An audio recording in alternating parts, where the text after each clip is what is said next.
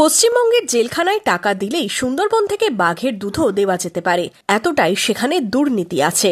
এখানে সব হয় বলে সাংবাদিক বৈঠকে দাবি করলেন অধীর চৌধুরী।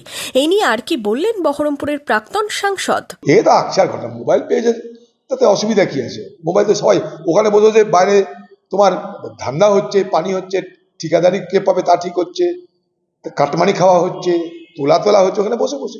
জঙ্গি মঙ্গি সব আছে, কোনো অসুবিধা নেই। পশ্চিমবঙ্গের জেলখানাগুলো যে হাল না,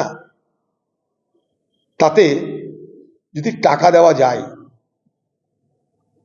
একবার খিদিরপুর ডক থেকে এই গঙ্গার ধারে যে জেলখানা, এখানে বহরমপুর সেন্ট্রাল জেল, এই যে দূরে, যদি পয়সা দেওয়া যায়, টাকা দেওয়া যায়, সুন্দরবন থেকে বাঘের দুধ নিয়ে এসে সকালবেলায় নাস্তাতে দেওয়া যেতে পারে।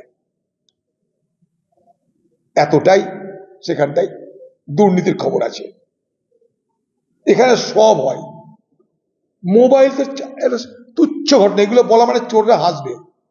কোনো যদি চোরকে বলেন, আসামিকে বলেন যে ভাই মোবাইল কোথায় পেলেন, তখন হাসবে আপনাকে, বলে আপনি কোথাকার কোন গ্রহ থেকে এলেন, আপনি কোথাকার বুদ্ধু, আপনি কোথাকার বোকা, কোন গ্রহ থেকে এলেন? এ কথার উত্তর দিতে হয়। আরে প্রশাসন দিয়ে যাবে মোবাইল।